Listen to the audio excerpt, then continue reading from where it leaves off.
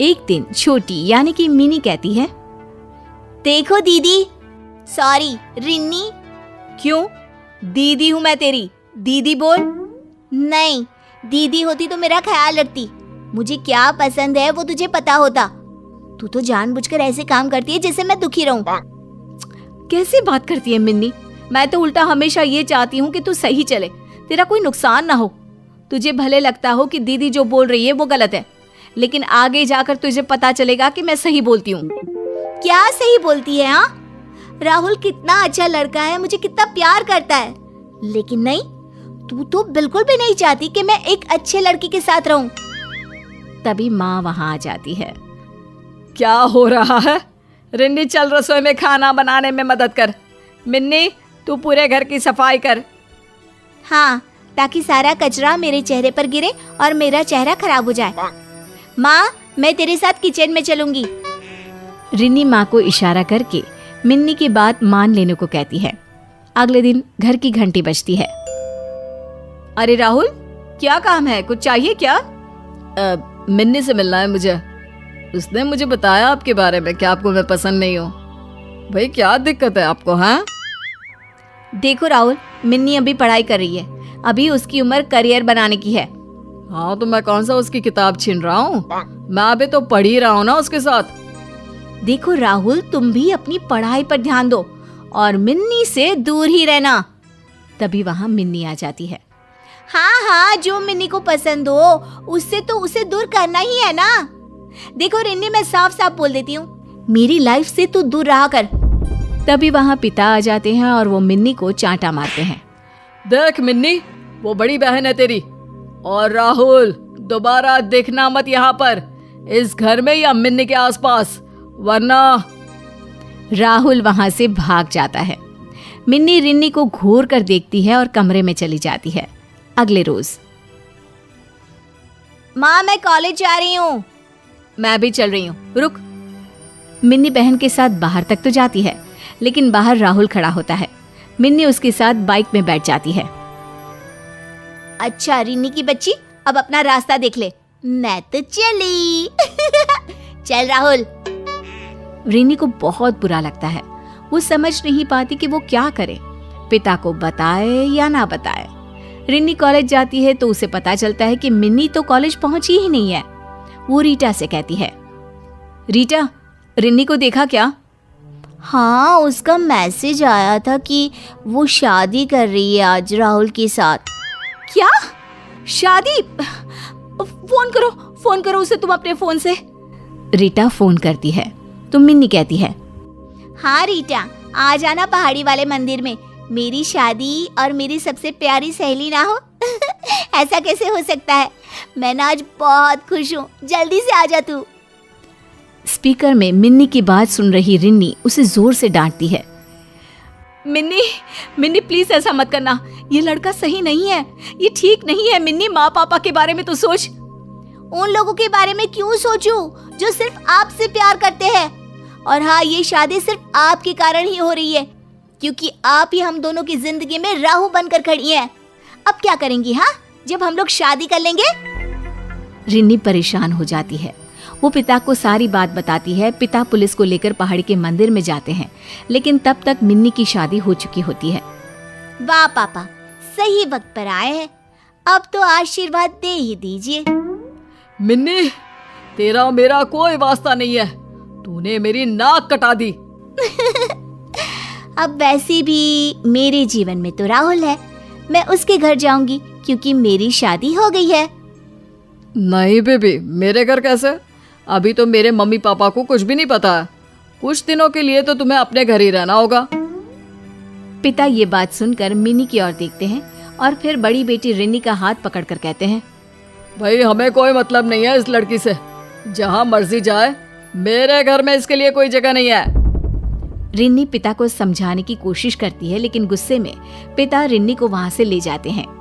Rinni phone पर रीटा से कहती है, देख रीटा, तू किसी से कुछ ना कहना, उसे अपने घर ले जा और ये मत बताना कि मैंने कहा है। मैं कल तक कोई इंतजाम करती हूँ। हाँ दीदी ठीक है, लेकिन सिर्फ कल तक, उससे ज्यादा मैं भी कुछ नहीं कर पाऊंगी। रीटा मिन्नी को लेकर अपने घर चली जाती है। यहाँ रिन्नी को पूरी रात नींद नहीं आती। उसके मन में बहन को लेकर बहुत चिंता होती है। वो कोई उपाय निकालने की कोशिश करती है और फिर अगले दिन, मिन्नी अब तू जा। वो क्या है ना, तेरी शादी की बात अगर घर में पता चल गई तो मेरे माँ बाप सोचेंगे कि मैं भी तेरे जैसी हूँ। मेरे जैसी मतलब? अरे मेरे जैसी है तभी तो मेरी दोस्त है ना। नहीं यार, तेरे जैसी मतलब हमेशा खुद की खुशी देखना, घर के बड़ों की बात न मानना, एक आवारा से लड़की के साथ पिता की बेइज्जती करके शादी। ये सब समझ रही है ना? हाँ हाँ शायद समझ रही हूँ। लेकिन अब ये बता कि मैं क्या करूँ, कहाँ जाऊँ?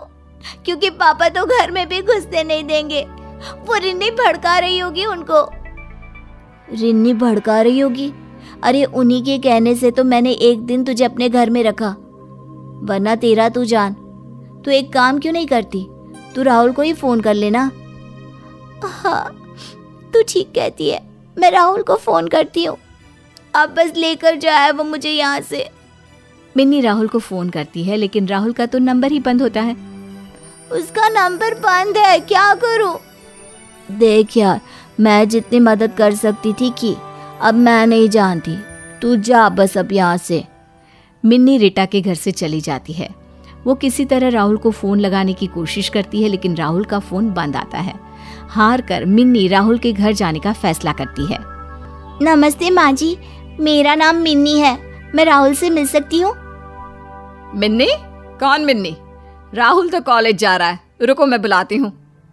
अरे मिन्नी तुम यहाँ, बोलो क्या काम है? माँ ये मेरे कॉलेज में पढ़ती है। राहुल, रीटा ने भी मुझे घर से निकाल दिया है, पापा भी नहीं रख रहे हैं। तुम माँ जी को बता दो ना, क्योंकि मेरे पास अब रहने को कोई जगह नहीं है। क्या बता दूँ, मैं समझा नहीं मिन्नी। यही कि हम दोनों ने शादी कर ली है और मैं इनकी बहू हूँ। अरे क्या बकवास कर रही है ये लड़की राहुल? माँ बकवास ही तो कर रही है, खुद तो बोला ना तूने। ए मिन्नी चल निकल यहाँ से।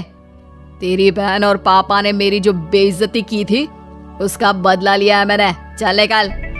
ऐसे मत बोलो राहुल, मैं खुद उन लोगों के साथ नहीं रहना चाहती। आय हाय, खुद के घर वालों की जो सगी है नहीं, हम लोगों के साथ क्या रहेगी? चल निकल यहाँ से। राहुल और उसकी माँ मिन्नी को धक्का देकर जैसे ही बाहर निकालती हैं, मिन्नी को उसके पिता थाम लेते हैं और साथ खड़ी होती है रिन्नी। देखिए आंटी जी, आपके बेटे ने मेरी बहन से शादी की है, उसके सबूत है हम लोगों के पास। मुझे माफ कर दो दीदी, चलो अब तो मैं खुद यहाँ रहना नहीं चाहती। बिल्कुल मेरी बच्ची, हम चाहते थे कि तू इस राहुल की असलियत को खुद जान ले, इसलिए रिन्नी ने ही मुझे समझाया था। चल घर, और अब इस राहुल को तो पुलिस ही देखेगी। पीछे से पुलिस आती है और राहुल को पकड़कर ले जाती है। मिन्नी रिन्नी से माफी मांगकर वापस अपने परिवार में चली जाती है। कर्मों के फल भोगने ही पड़ते हैं। जलन एक ऐसी बीमारी है जो दूसरों को नहीं बल्कि खुद को ही जला कर रख देती है। पापा, शादी की बात तो आप मेरे ससुराल एक बार भी नहीं आए, जब भी आती हूँ मैं ही आती हूँ। अरे बेटा, तेरे पापा से कहाँ अब चला फिरा जाता है। तेरी छोटी बहन की शादी भी करनी है, लड़का देखना, पता नहीं सब कैसे होगा। तभी मुक्ता का पति आ जाता है। ईमानदारी से पैसे कमाने वाला मुक्ता का पति, जिसका रंग थोड़ा दबा होता है। कैसी बात करती है माँ जी, दामाद भी तो बेटा ही होता है। मैं देख लूंगा पप्पी के लिए लड़का। हाँ, बड़ा देख लोगे, खुद की कमाई इतनी तो है नहीं कि स्कूटर 2 जगह एक्स्ट्रा घुमा लो, तब तो पेट्रोल का रोना लेकर बैठ जाती हो। बड़ा लड़का देखोगे। मुक्ता के पति को ये बिल्कुल अच्छा नहीं लगता, उसका मुंह बन जाता है। तभी मुक्ता की छोटी बहन पप्पी वहां आती है। क्या बात है दीदी, क्यों जीजाजी को परेशान कर रही हो? और वैसे भी आप लोगों को कहीं जाने की जरूरत नहीं है, मुझे एक लड़का पसंद है। पापा, हम लोगों की ही बिरादरी का है राकेश। देख बेटा, अगर जात बिरादरी का पढ़ा लिखा कमाने वाला लड़का है तो हमें क्यों परेशानी होगी? हाँ पापा, बिजनेस है अपना और शहर में एक पेट्रोल पंप भी है। तब तो सही है, मेरे स्कूटर में हमेशा टैंक फुल। मुक्ता को तो मानो पप्पी के रिश्ते से ऐसी आग लगती है कि वो खड़ी हो जाती है। ऐसे कैसे पापा?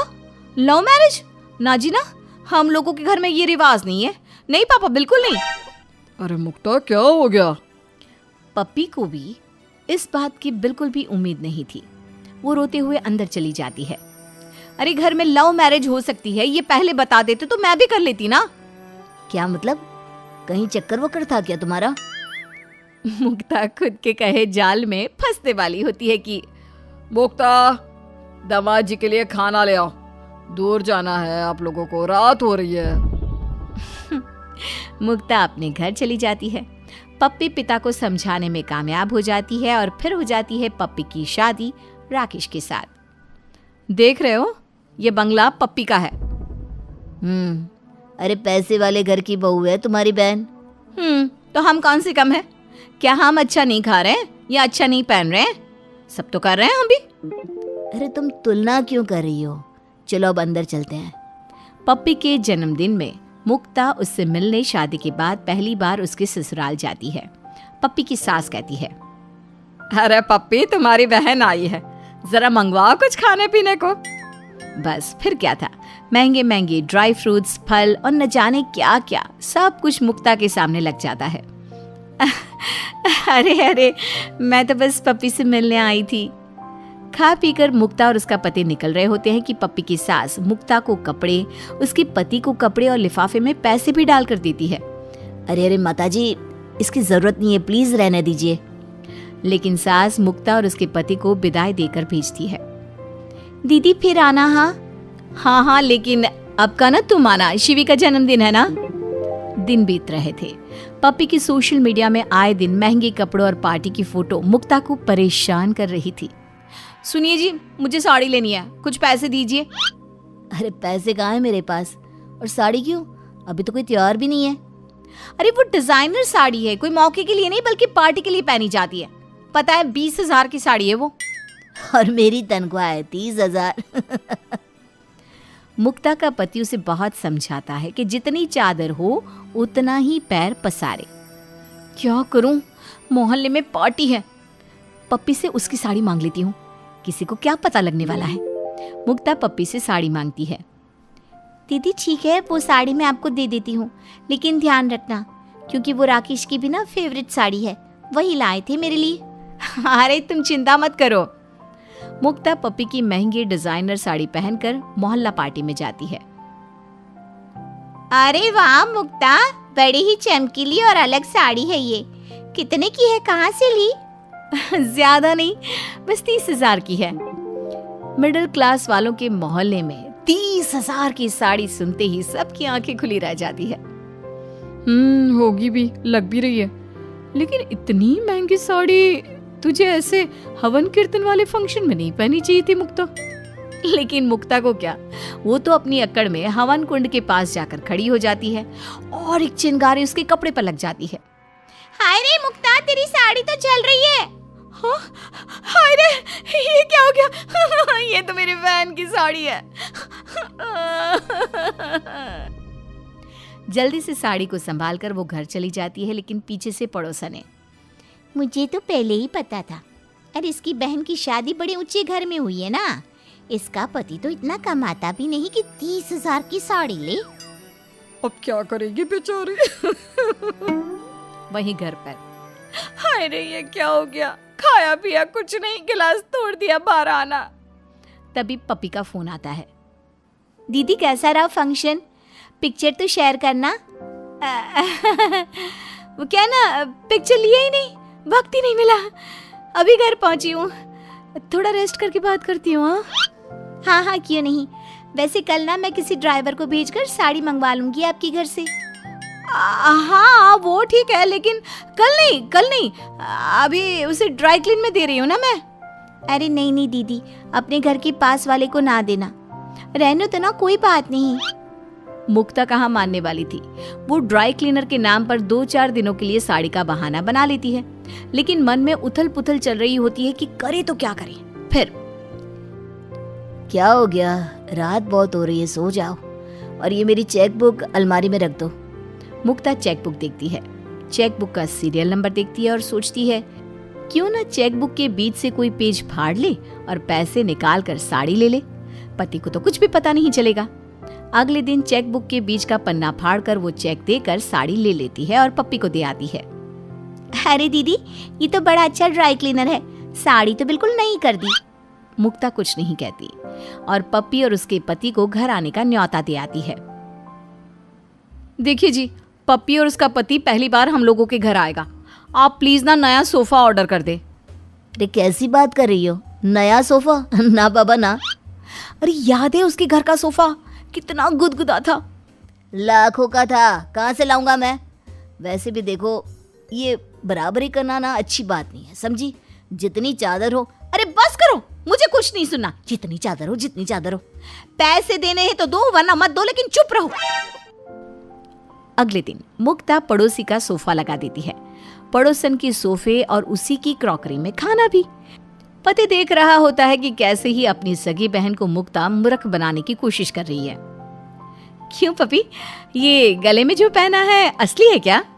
दीदी, इनके घर ना नकली कुछ नहीं पहनते, असली है दीदी। हाँ, मेरे पास भी ना शादी का इतना गहना रखा है, क्या बताऊं, पर घर पर कौन पहनता है। हाँ दीदी, मैं भी कहीं आती जाती हूँ तभी पहनती हूँ। तभी मुक्ता का बेटा, जो कि काफी शरारती था, सोफे पर खेलते खेलते स्केच पेन चला देता है। वहीं अंदर से क्रॉकरी के टूटने की आवाज भी आती है। हे जी, देखिए तो शिवम को क्या कर रहा है वो। वैसे भी आप जानते ना सोफा कहाँ से आया है। पप्पी का पति पप्पी को देख रहा होता है कि ये क्या हो रहा है। अरे क्रॉकरी भी गई। वैसे कोई बात नहीं, कोई खास महंगी नहीं थी, बस यही कुछ 40,000 की होगी, कोई बात नहीं। लेकिन मन ही मन मुक्ता परेशान हो जाती है कि वो क्या करे, लेकिन क्योंकि बहन के आगे खुद को नीचा नहीं दिखा सकती थी, सो खाना वाना खाकर पप्पी निकल रही होती है कि मुक्ता भी दिखावे में आकर दोनों को कपड़े, पैसे और न जाने क्या क्या उपहार में देती है। अरे दीदी, नहीं, मैं नहीं लूंगी इतना सारा। पति भी देख रहा होता है कि ये क्या हो रहा है, आखिर मुक्ता के पास इतना पैसा कहाँ से आ रहा है कि वो बहन को इतनी सारी गिफ्ट दे रही है। लेकिन फिर दिखावे के मारी मुक्ता बहन को ढेर सारा उपहार देकर भेजती है। सबके जाने के बाद हाय रे, मुझे हार्ट अटैक ना आ जाए। ये बच्चा है, ये शैतान का खाला, सारा सोफा बर्बाद कर दिया। क्रॉकरी कैसे टूटी। हाय रे, कैसे होगा। लेकिन मुक्ता को फिर याद आ जाता है कि उसके पास तो पति की चेकबुक हो। वो फिर वही करती है, बीच से पन्ना निकालकर नया सामान लाकर पड़ोसन को दे देती है। पति को पता भी नहीं चलता और मुक्ता का काम हो जाता है। फिर एक रोज, मुक्ता गजब हो गया, जल्दी से सामान पैक करो, अभी इसी वक्त गांव जाना है, पापा की तबीयत ठीक नहीं है और माँ के लिए, जल्दी करो। अरे क्या हो गया आपके पापा को? हाँ, मैं तैयारी कर रही हूँ। वो चेकबुक रखी है ना, वो ले लेना। पापा के इलाज के लिए मैंने 2 लाख जमा किए हैं, वक्त पर काम आ जाए, और क्या चाहिए। अब मुक्ता के पसीने छूट जाते हैं। वो लोग अस्पताल जाते हैं, लेकिन वहाँ पैसों की कमी के कारण पिता का इलाज सरकारी अस्पताल में करवाना पड़ जाता है। ऐसा कैसे हो सकता है कि मेरे अकाउंट में पैसे नहीं है? मेरी चेकबुक भी मेरे पास ही थी। ये बोलकर जैसे ही वो चेकबुक देखता है तो बीच के पन्ने फटे होते हैं। मुक्ता, चेकबुक तुम्हारे पास थी, सच सच बताओ, पैसे कहाँ है, बोलो। मुक्ता रोने लगती है। मुझे माफ कर दो, छोटे दिखावे के लिए मैंने ये किया था। प्लीज मुझे माफ कर दो। तुम्हारी जलन के कारण और ये बराबरी करने के नाटक के कारण मेरे पिता को कुछ हुआ ना, तो मैं तुम्हें कभी अपने घर में घुसने नहीं दूंगा। मुक्ता रोती रहती है, तभी पप्पी आ जाती है। दीदी, जीजा जी के पापा की तबीयत ठीक नहीं है ना, ये कुछ पैसे हैं, रख लीजिए, और इलाज में किसी भी तरह की कमी हो तो बताइएगा। मुक्ता देखती है कि जिस बहन से वो जलन महसूस करती थी, वो कैसे उसकी मदद कर रही है। वो शर्मिंदा होती है और आगे से बहन से मिलकर उसकी खुशी में खुशी मानकर रहती है।